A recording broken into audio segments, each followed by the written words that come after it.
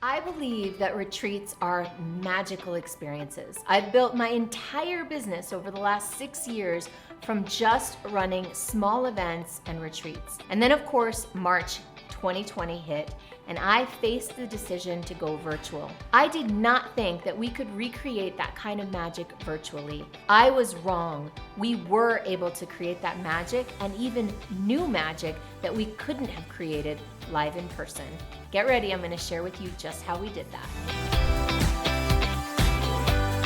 Here's some of what I'm going to cover in this video. First, I'm going to talk about some of the challenges and problems that virtual retreats solve. Then I'm going to tell you a little bit about my story and how I learned how to switch from regular retreats to virtual ones. I'm going to share some of the challenges that people often face, as well as the solutions to those challenges. And then I'm gonna get into how to do it, how to set up your virtual retreat, different formats that you might use to keep people engaged, some of the little tips and tricks that I've learned along the way for more intimacy in a virtual format, and ways to make your retreat fun. And finally, I'm gonna also talk a little bit about pricing your retreat and whether or not you should drop the price of a retreat because it's virtual. Let's face it, things have changed. Everything has changed. I know my business has changed fundamentally since the start of this whole COVID pandemic. My entire business was built around live in-person gatherings.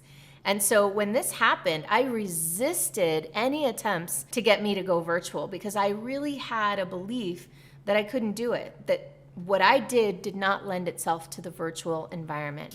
And guess what? I was wrong. Thank goodness I was wrong.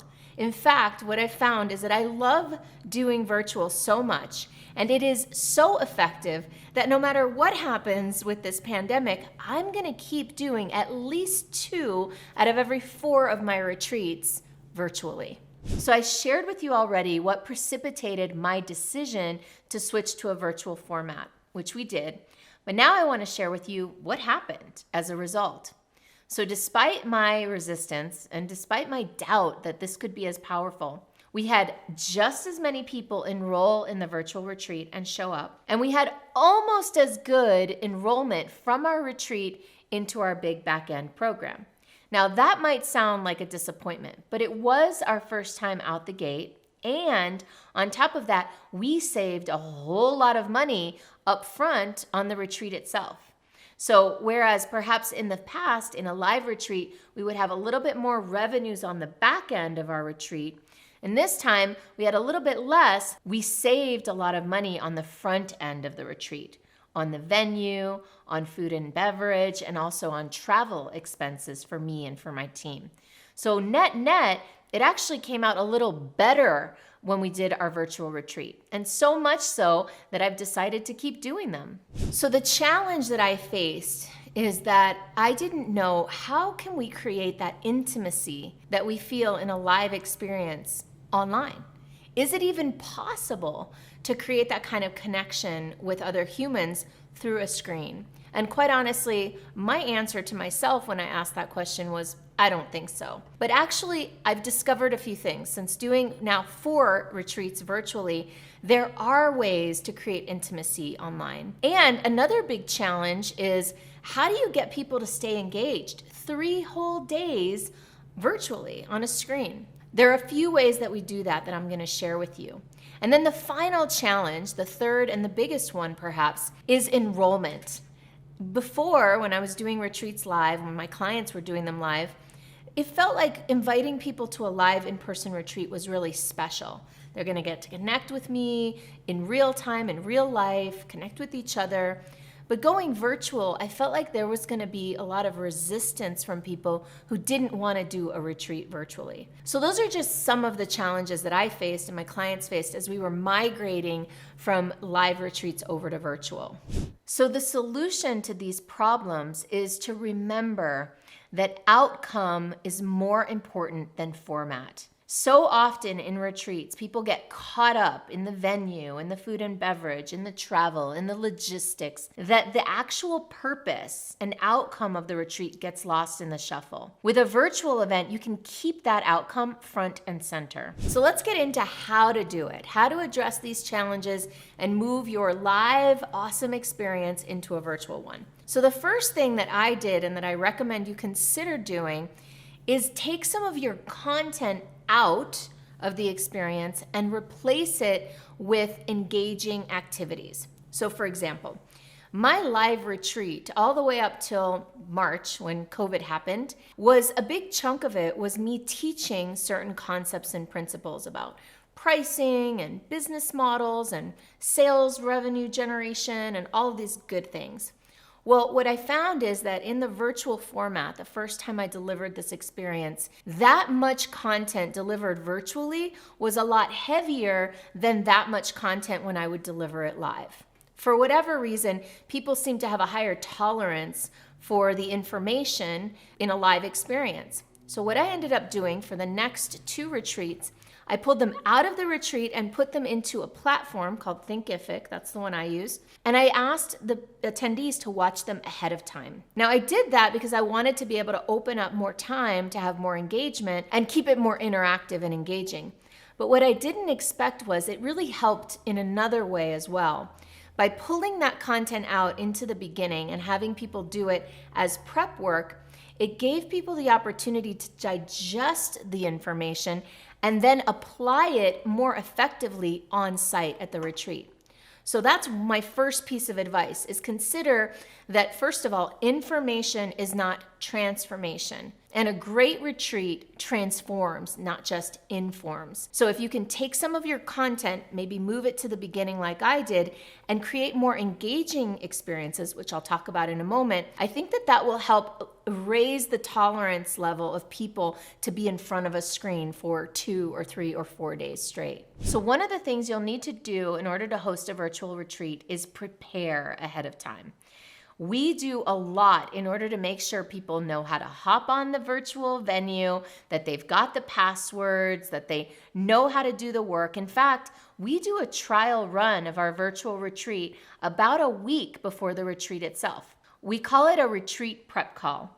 And what we do is we invite everybody that's enrolled in the retreat to come to a Zoom call about a week before so that we can test and make sure that everybody knows how to get on, that everybody knows how to mute and unmute themselves, that everybody's got their camera turned on. This is a way for us to hammer out those kinks before we get into the actual retreat, because we don't want to be dealing with problems like that once we're in the real thing. Another thing that you can do to foster engagement and interaction is to have people agree in advance to the rules of engagement. So for example, what we've been doing now is creating a guidelines sheet that everyone must acknowledge and sign. And in the guidelines sheet, we say things like, I agree that I will be on camera all 3 days and that I will be fully present and available for this experience. Another thing that we say in that agreement is, I agree that I will find a quiet space where I will not be interrupted for the duration of the retreat. Another thing we say is, I understand that this retreat is intended to be an opportunity for me to dive deep in my business, and for that reason, I will minimize any distractions. I will not schedule any calls or meetings during the time of the retreat. So we basically have people sign this agreement in advance so that it really helps when we're in the experience. If someone, say, turns off their camera for a couple of hours or for 20 minutes even, and then my associate producer, the person that's helping me with the event, might text them quietly, privately, and ask them, hey, can you please turn your camera back on? And reminds them, remember that agreement that you made that you would be on all 3 days. So actually, we've had a few experiences with this where, for example, one person we had to ask to leave a retreat because they consistently kept turning off their camera and disappearing and logging off and logging back on. And it was really distracting for others. And so we invited them to, leave the retreat and perhaps come back at a later date when they could be fully present and engaged. And I think that there's something to you setting those standards. Most people will understand why you're setting them. Most people will agree with the standards, and then because they agreed and because they signed something, they will live by them. Another fun thing that we do to make the event more engaging and more intimate is that about a week before the event, we send out a care package. Now, I change up these care packages every time just because I get inspired in different ways. But essentially, each package includes a set of goodies that are going to help enhance the retreat participant experience. So, for example, we send out often things to help them relax and open up their creativity. We've sent out incense and creativity boosting crystals and bath bombs and candles. We basically send out a kit with things that are going to help them feel like they've already started the retreat experience from the moment they open the package. One of the things I love to do and that I highly recommend is if you're using Zoom or maybe another platform, that you take advantage of the breakouts feature. This has been so powerful for us. So in our retreat, we have certain sessions where we do everything all together. And we also have various sessions where we break off in different ways. So one of the ways that we break out is when I share something, I might share a piece of content or share an example or a case study, and then ask people to think about how that applies to them and what they learned from that. And then we might break out into pairs or triads or small groups for them to share with each other. And that way everybody gets an opportunity to share and be witnessed in as they evolve, as they have aha moments and breakthroughs. Another way that we use the breakouts feature is to do mastermind groups. So in a mastermind group, we break people up into, say, a group of 5, and everybody has a chance to share with the group something that they're struggling with or something that they're working on, and they get everybody in the group's full attention for 10 or even 15 minutes, which is actually quite a long time when everybody's attention is on you to solve one problem. The next way that we use the breakouts feature is that I have people that come into our retreats virtually to serve and to support and to add value. These are long-lasting, long-standing clients who want to give back. So we bring them in, and each one of them has different areas of expertise. So sometimes during the event, usually the last half of the second and or third days, we put each of those people into their own room, and we let the attendees decide which room they want to go into and one-on-one connect with these experts. So that's the third way that we use the breakouts feature. And then the final way is, I think, pretty unusual. We sometimes break out all of the attendees into their own room, and then we let the coaches and me go into rooms, in and out of rooms, just to check in on people and see how they're doing. Something that you'll want to consider is that it is pretty intense to be in front of a Zoom screen for 3 straight days, even for 3 straight hours. And so something that will support people being continuously engaged and not zoning out is to plan downtime. Now, I know that there are a lot of people out there that think that because they're doing their event virtually, they should make their breaks smaller and actually do shorter breaks and fewer breaks. But what I've found is that having longer breaks actually supports the format of a virtual retreat. And I've also found that it helps to tell people what to do in each break. If you leave people to their own devices, what you'll find is that some people will go and take a walk or eat lunch, but other people will sit there and stay in front of the computer, even though that's not the most supportive thing for them to do in order to, combat Zoom fatigue. And so what we do is we tell people what to do in each break. We'll say, for example, in this break, go prepare your lunch and then have a walk afterwards. Or in this break, we invite you to do 5 deep breaths and stretch, right? So we ask people to do what we think that they might want to do, and we build in special breaks into our program. So a lot of times people will hear, okay, do a stretch break, and then they won't do it. So we'll do it together also. And one thing that we do that I think is really fun, that really encourages and supports the connection and bonding, is that we have a couple of meals where we tell people, go prepare your food and bring it back.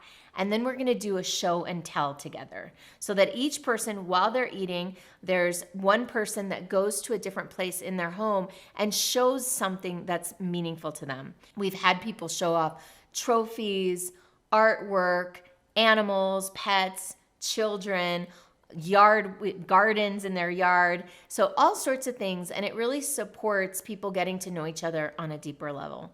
One way to also address the issue of people getting bored or getting Zoom fatigue is to break it up and do some things that are kind of silly. One of the things that we do that people really enjoy is that before every retreat, we send out a care package with materials and a playbook and things like that. And we also throw in there a few silly things. We throw pom-poms in there so that people can applaud. We put funky glasses. We give them fake mustaches and beards, maybe a wig or some sort of funny antenna. So we put these things in the care package. Everybody gets different things. And then at one point, or a couple times usually during the weekend, we invite people to dig into that part of their package and dress up. And then we do a fun dance break or, just a fun time to let go of some of the seriousness of the work that we're doing in the retreat. And people seem to really love that. And then we take a picture, we post it on Facebook, and this is also a way to generate some engagement from a marketing perspective for your retreats. So doing something like this and then taking a picture of it, posting it on Facebook, that's another way to not only add value to the experience, but also to pay it forward and let other people know about the experience and use it as a marketing strategy to enroll new people. And a final quick word about pricing. What I found is there's a temptation to drop the price of a retreat because it's virtual instead of live. And what I propose is that if you follow how I do this and what I recommend, if the outcome is compelling and juicy enough, then there's no need to drop the price. Consider that by them not having to travel and not having to get a hotel room, they're already saving money by having this retreat be virtual.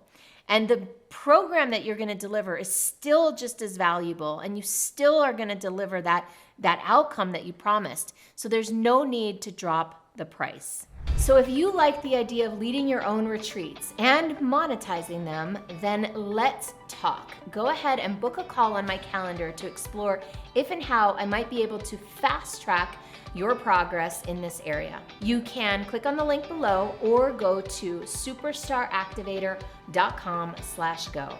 I look forward to chatting with you.